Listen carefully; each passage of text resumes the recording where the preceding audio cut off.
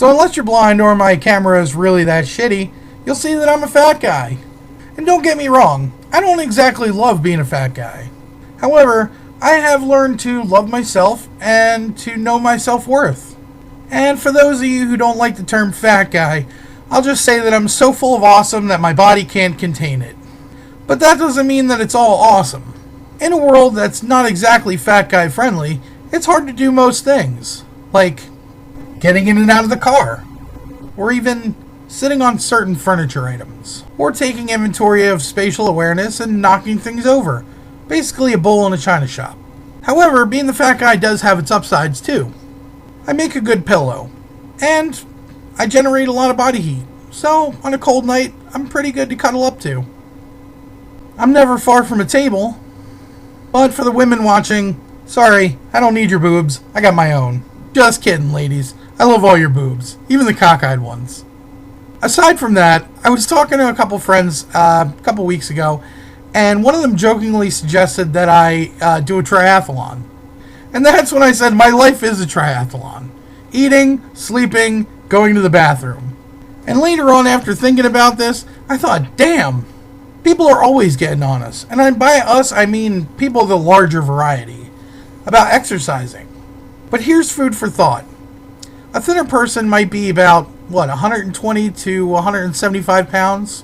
And me at my largest, I was up to 535. So that's a difference of at least 360 pounds. So imagine carrying a 360 pound weight, approximately 20 feet, every time you go to the bathroom, which is probably, for me, about 15 to 20 times a day.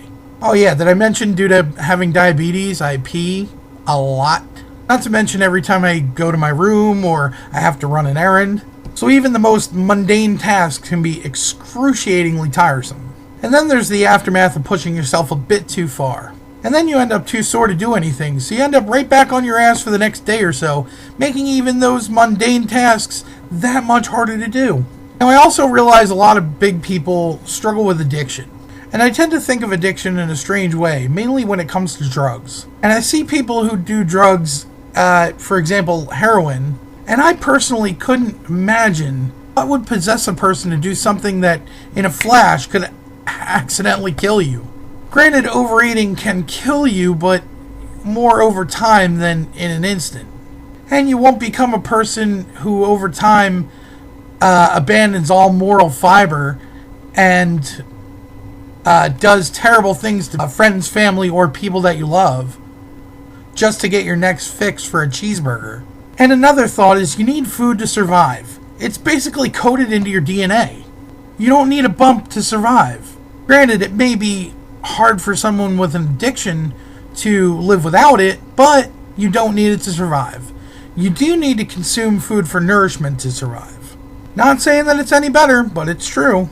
Now, I've had tremendous luck with my battle with food addiction and my struggle with weight loss, but it is a long battle that I'm sure I'm going to fight for the rest of my life, even when I get to my target weight. But we come to the moral of the story, and that's I love and hate being a fat guy.